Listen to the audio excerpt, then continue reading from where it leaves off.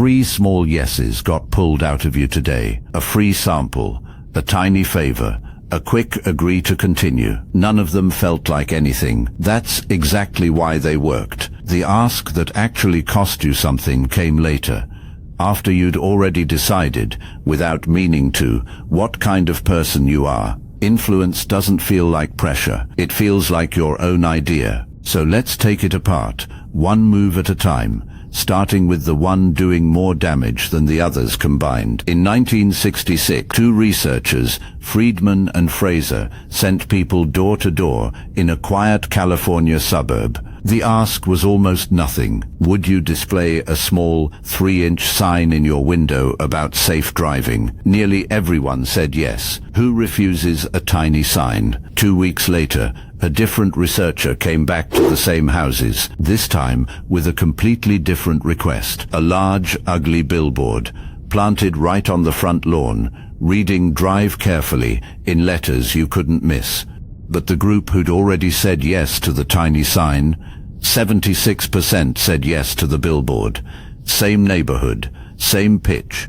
The only difference, one group had already agreed to something small, 2 weeks earlier. That gap, 17% versus 76, is the foot in the door technique. Once you see the mechanism, you can't unsee it.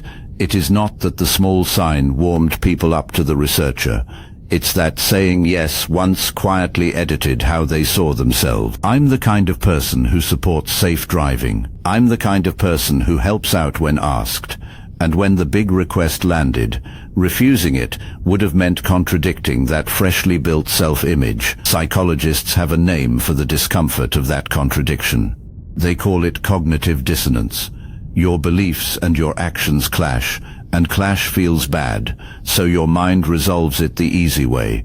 It changes the belief to fit the behavior, instead of the other way around. Nobody pressured those homeowners into the billboard. They pressured themselves. The requester just had to get the first yes on the record. And here's the part that should genuinely unsettle you. This isn't a 2-week experiment from 1966. It's every free trial that doesn't ask for a credit card yet. Every 1-question survey before the real pitch. Every colleague who asks for 5 minutes and comes back for your whole weekend. Every relationship that starts with one small boundary test before the bigger ones. The small yes is never the goal. It's the setup. The requester isn't buying your compliance. They're buying your self-image, one tiny agreement at a time. So how do you catch it before it works on you? Evaluate every request on its own. Treat it like the very first thing anyone had ever asked of you, with no history attached. The foot in the door only works because you let the earlier yes vouch for the later one. Cut that thread, and the whole technique collapses. Now, here's a second tactic running on a completely different engine. It's the one that gets used on you in rooms, not doorsteps. But to see how it works, you first need to understand what breaks inside a person's judgment when a group disagrees with their own eyes. In the 1950s, Solomon Asch ran an experiment so simple it sounds fake. Show someone a line, show them 3 more lines, ask which one matches. It's not a trick question. On your own, you'd get it right basically every time. But Asch surrounded each real participant with actors who confidently, unanimously, gave the wrong answer out loud, one after another, before the real participant's turn came. And more than a third of people caved. They looked straight at the correct line and said the wrong one anyway, because the room said so. There are 2 separate engines running underneath that. One is normative. You conform because you want the group's approval and you're afraid of standing out. The other is informational. Some part of you genuinely starts to doubt your own eyes and trusts the crowd's read over your own. Conformity gets stronger under specific conditions, when the group has at least 3 people, when they're unanimous, when you feel insecure or unsure, when you know you're being watched. That's precisely the setup behind a packed open house, a comment section piling onto one opinion, or a salesperson casually mentioning everyone else in your position already signed. You're not being reasoned with. you're being surrounded. The counter here is almost embarrassingly simple, but it works. Decide your answer before you look at what everyone else picked.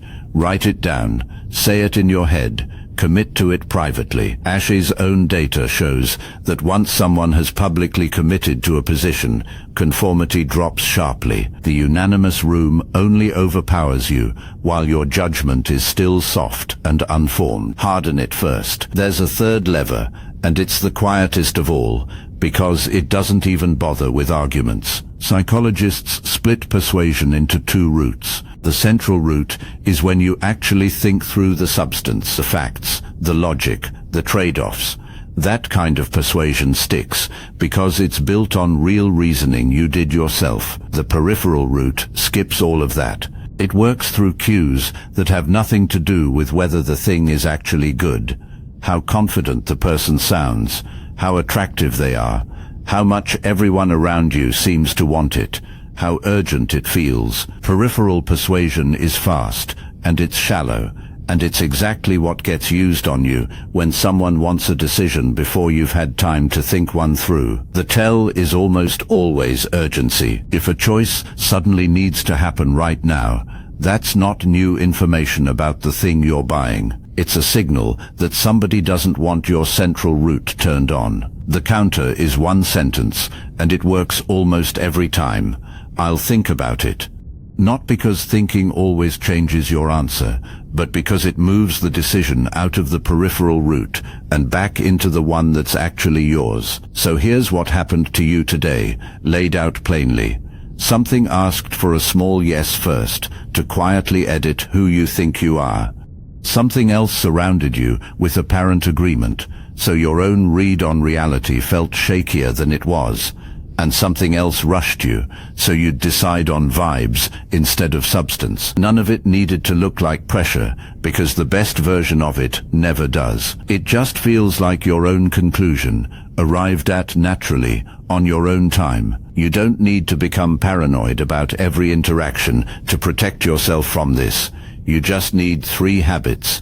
Treat every request as its own thing, with no history vouching for it. Decide where you actually stand before you check where the room stands. And whenever something wants an answer right now, that's the moment to slow down, not speed up. None of these tactics are rare. They're not reserved for con artists and cult recruiters. They're baked into ordinary conversations, ordinary ads, ordinary asks from ordinary people who probably don't even realize they're doing it. The goal was never to make you suspicious of everyone. It was to make you fast enough to feel the pull the moment it starts, because the tactic only works while it's invisible, which is exactly why naming it is the whole defense. Once you can name it, it's just a request, and you get to actually decide.